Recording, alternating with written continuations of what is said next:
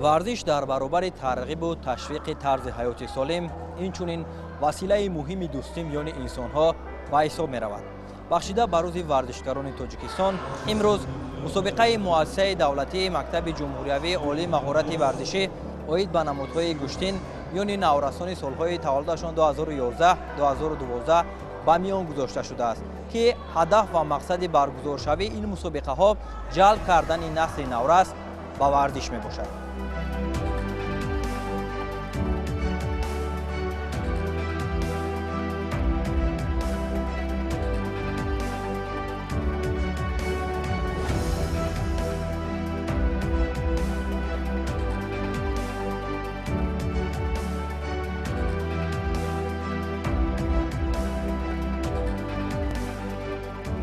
چنان که شما دیده ایستاده مسابقه به حد در سطح بلند گذشته ایستاده است.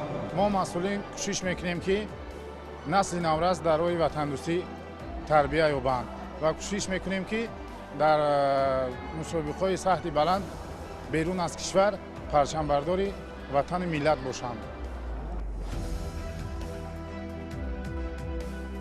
мусобиқаи кушоди муассисаи давлатии Мактаби ҷумҳуриявии маҳорати олии варзишӣ оид ба намудҳои гӯштин аз намуди гӯштини ҷудо байни варзишгарони солҳои таваллудашон 2011-2012 бахшида ба рӯзи варзишгарон бо рақобатҳои муқаддамотӣ оғоз ёфт.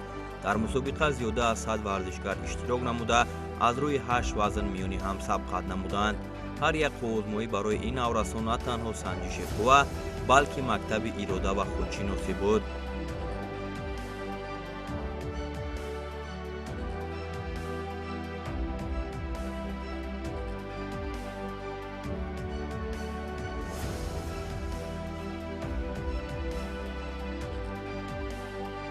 من فیضه پودیل در وزن 50 امروز گوشتی گرفتم و امروز من رقیبم را شکست دادم و در دور دوم شکست خودم رو افتادن هستم مشغول از زیاد میکنم بعد مدالای طلا و طلا هدیه دولت‌ها میارم.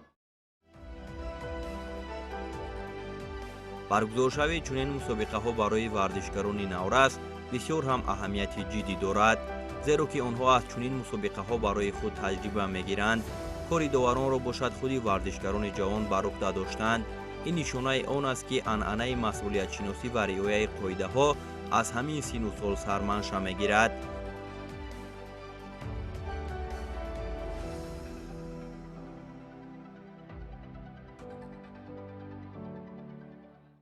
баъд аз рақобатҳои муқаддамотӣ маросими кушодашавии мусобиқа доир шуд. дар ҳафти ифтитоҳи мусобиқа роҳбарияти кумитаи кор бо ҷавонон ва варзиши назди ҳукумати ҷумҳурии Тоҷикистон, намояндагони соҳаи варзиши мамлакат ва мураббиёни ин риштаи варзиш иштирок доштанд. масъулин зимни суханронӣ варзишгаронро бахшида ба рӯзи касбияшон табрик намуда барояшон бурдбориҳо таманно карданд. маросими кушодашавӣ бо садо додани суруди миллӣ ба анҷом расиду рақобатҳои ниҳоӣ оғоз ёфт.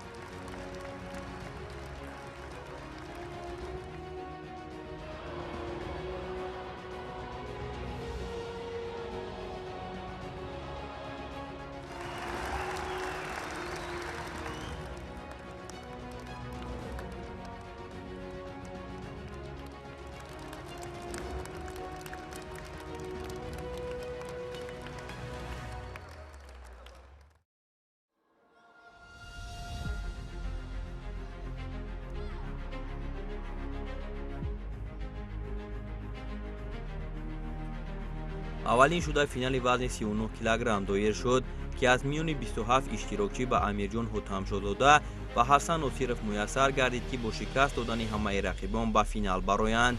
дар рақобат барои ба даст овардани нишони тилло қуввозмои ин ҷуфт хело ҷолиб доир гашт ки дар натиҷа бо бартарияти имтиёзҳо Амирҷон тавонист пирӯзӣ ба даст оварда сазовори ҷойи аввал гардад.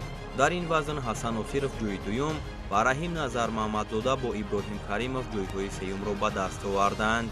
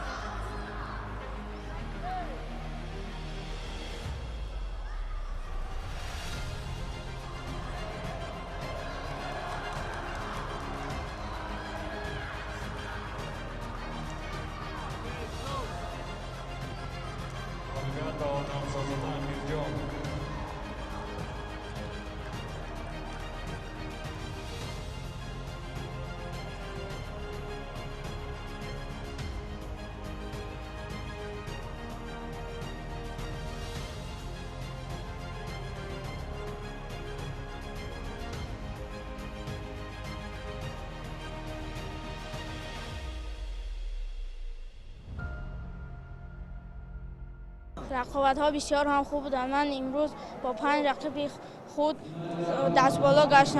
رقیبان من دور اول آزاد بودم و دور دوم پهلوانی رشتان زمینی را شکست دادم و دور دوم هم با ورزشکاری کلوب خودم برگزار گشت که هر دوی ما در یک زل مشق کردیم و هر دوی ما از اصولهای یکدیگر میفهمیدیم و من امروز در دور نیمه‌نهایی پهلوانی شهر دوشنبه را مغلوب کردم و به فینال رفتم و در فینال هم پهلوان شهر دوشنبه را مغلوب کردم و صاحب مدال طلا گشتم. تمرین‌های من بسیار هم خوب بود. من پیش از این مسابقه اشتراک کردم. تمرین‌های خود را با استادم ایزد خدایی زیاد کردم و در اینجا آمده صاحب مدال طلا گشتم. طولی چند سال میشود در مشق جودو مبارزه میبرم. من مشق میکنم. من در یک چهارفینال در حاتم شاهزاده میجان شکست خورده. در دوری تسلط بخش رقیبم را مغلوب کرده. جای سوم را به گردنم آویزان کردم. من میخواهم از تاجیکستان بیرون برآمده پرچم خودم را بلند بردارم.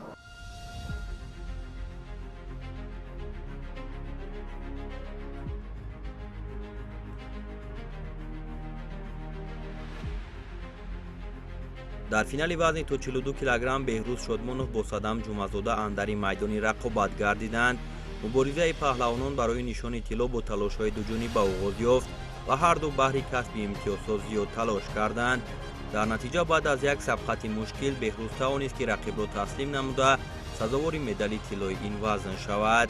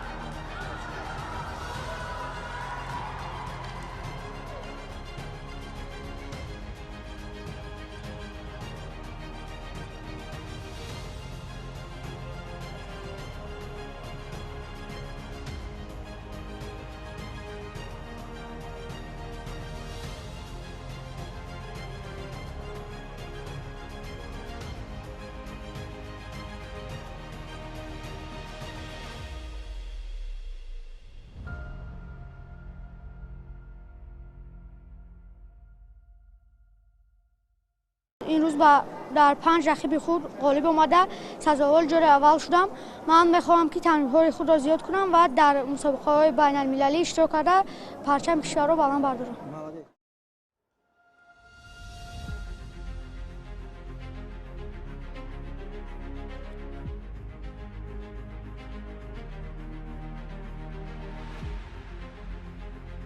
از میان 22 نفر ورزشکاران در وزن تا 46 کیلوگرم ابراهیم جعفرزاده با محمد شریفزاده به فینال راه یافتند. آزمایی بسیار جالب صورت گرفت و این جودوکاران نورس میان یکدیگر رقابتی دور و دراز داشتند. هرچند تلاش‌ها زیاد بود، فشارآوری از هر دو جانب دیده میشد، لیکن به دست آوردن امتیاز برایشان مشکل بود. بعد از یک رقابت طولانی که میان این جفت دایر گشت، بالاخره ابراهیم توانست غالب شود.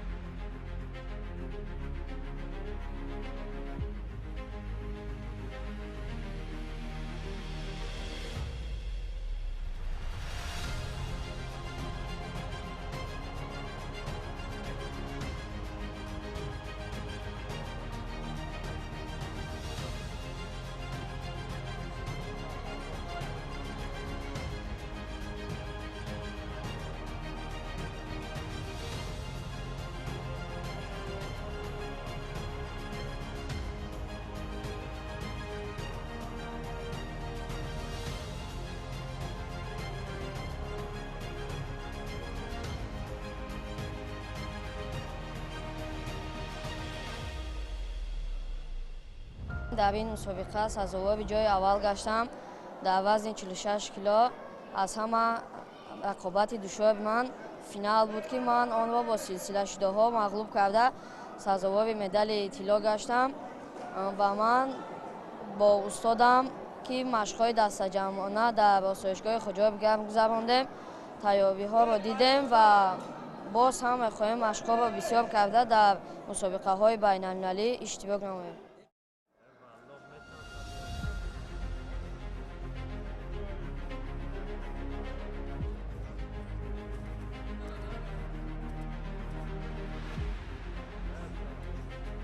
финали вазни 50 килограмм Абубакр Юсупов ва Ҳамза Ҳамидовро ба ҳам овард.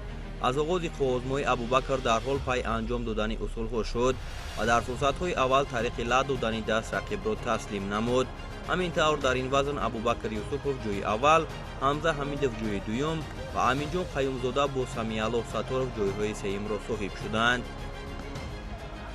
ғолибият насиби Юсупов Абубакр.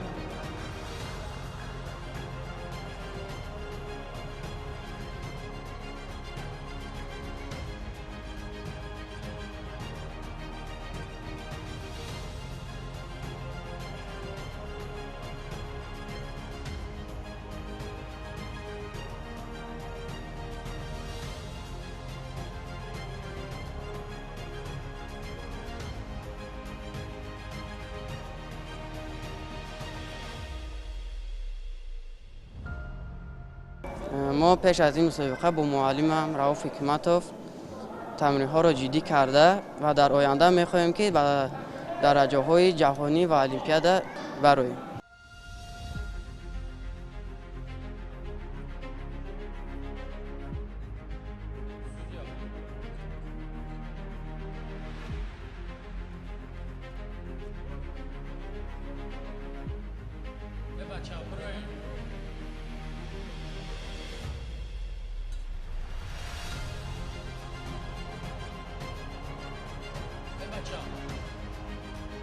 баъд аз талошҳои зиёд Баҳрулло Додарбеков бо Умар Ҳакимов дар вазни то 55 килограмм тавонистанд ки бо шикаст додани ҳамаи рақибон ба марҳилаи ниҳоии мусобиқа роҳ ёбанд.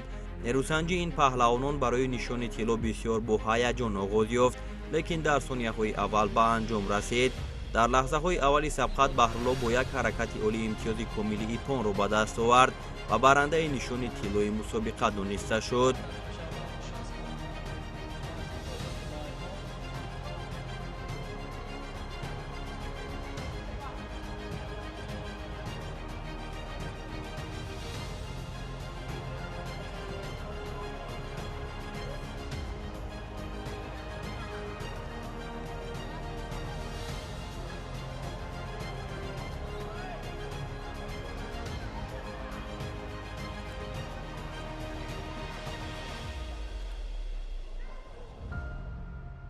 طول چند سال میشود که با استادم لایق رضی الله مشق و تمرین ها میکنیم و ما فهمیده این مسابقه رو در یک ماه آخر یعنی تمرین خیلی جدی میکردیم.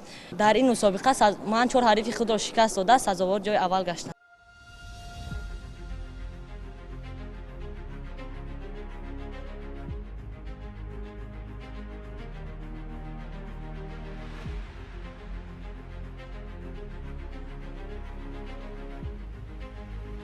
барои роҳ ёфтан ба марҳилаи ниҳоӣ вазни то 60 килограмм паҳлавонон рақобатҳои бисёр мушкилро пушти сар карданд.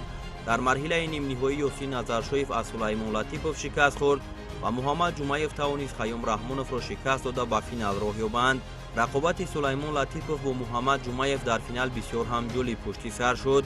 Сулаймон дар ҷараёни рақобат аз худ ҳунарнамоии ҷолиб нишон дода, рақибро дар ҳолати кор дар замин дар асли акоми нигоҳ дошт ва ғолибиятро ба даст овард.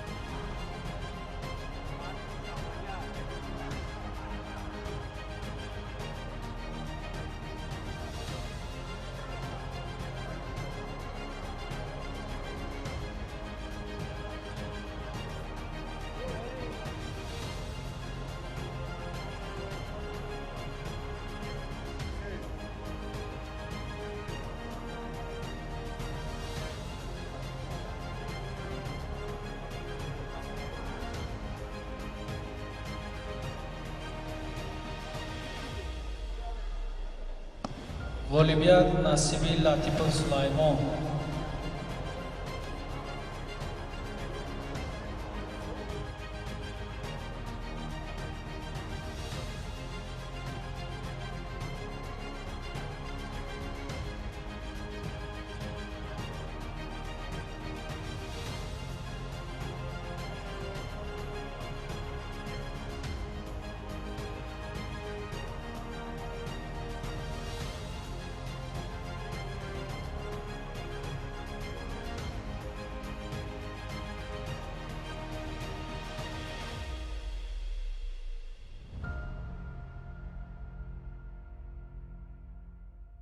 дар ин мусобиқа рақобат карда сазовори ҷои аввал гаштам. Ман ба мураббиам раҳмат мегӯям, ки ӯ чунин ӯ маро чунин дарсҳоро омӯхта ба ин сатҳи хеле боло овард ва ман дар оянда мехоҳам, ки берун аз давлат бисёртар иштирок карда парчами Тоҷикистонро баланд бардорам.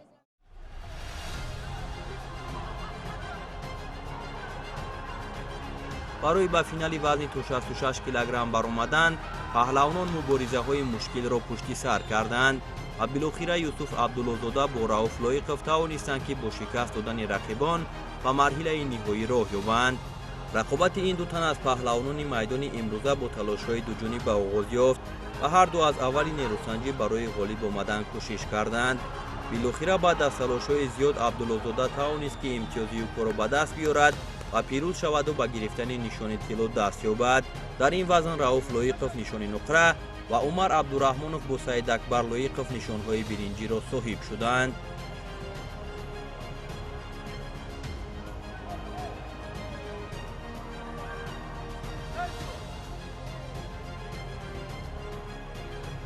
غالبیت نصیب عبدالزاده یوسف.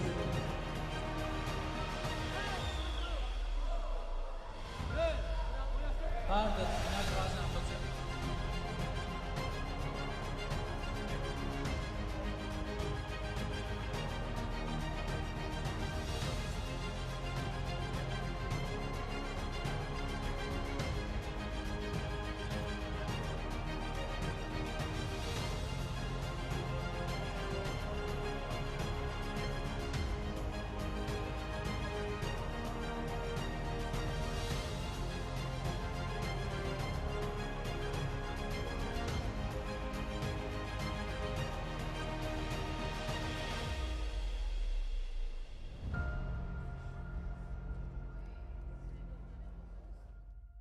و من امروز در مسابقه جمهوریوی سه رقیب خود را شکست داده سزاوار جای اول گردیدم. از همه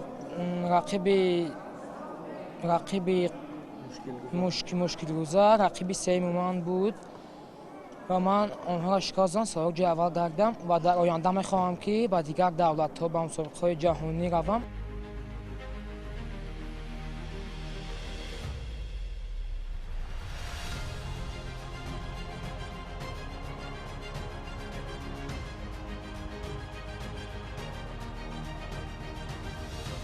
рақобати охирин дар мусобиқаи кушоди муассисаи давлатӣ мактаби ҷумҳуриявӣ маҳорати олии варзиши оид ба намудҳои гӯштин аз намуди гӯштини ҷудо байни варзишгарони солҳои таваллудашон 2011-2012 ки бахшида ба рӯзи варзишгарон баргузор шуд, финали вазни то 73 килограмм ба ҳисоб мерафт, ки дар рақобати ниҳоӣ Раббони Саидзода бо Саидҷон Азимов нерӯсанҷӣ карданд. рақобат миёни ин ҷуфт бисёр олӣ сурат гирифт ва Раббонӣ дар лаҳзаҳои поёнии вақт бо як ҳаракати олӣ имтиёзи вазариро касб кард ва ғолибиятро ба даст овард.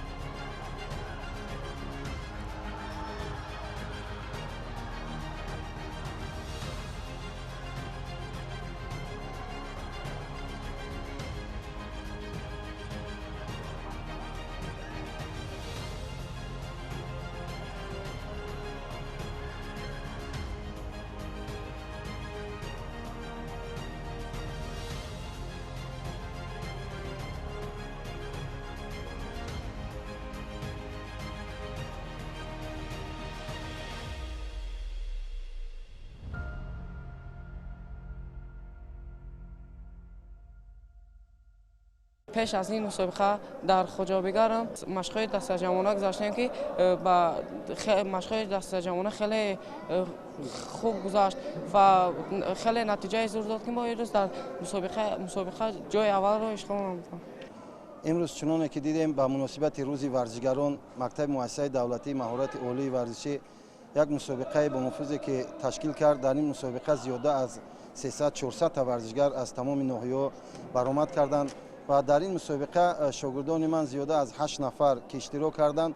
سزاوار جای اول جعفرزاده ابراهیم و شریفزاده محمد با همراهی آن هر دو با وخوری فینالیک برآمدند و جعفرزاده ابراهیم جای اول گرفت، محمد جان جای دوم و در وزن 39 کیلوگرم حاتم شاهزاده امیرجان که چنانه که می‌بینید در تمام مسابقه‌ها سربلند می‌شود و جایزه دور مسابقه که در شهر خوجند امید شد سزاوار جای اول گشت و در وزن دیگر وزن‌ها باشد جای سزاوار را اشغال کردند و من همچون مربی گفتنی هستم به این تشکیلاتچی این مسابقه که خیلی خرسند شدیم که شاگردانمون در این مسابقه برآمد کردند و تجربه‌های خیلی خوب آموختند و حرکت می‌کنیم که مسابقه‌هایی که بیرون از جمهوری تاجیکستان می‌شود برآمد کنیم و شاگردان خود پرچمبردار ملت و پرچم تاجیکستان عزیز خود را بلند بردارند.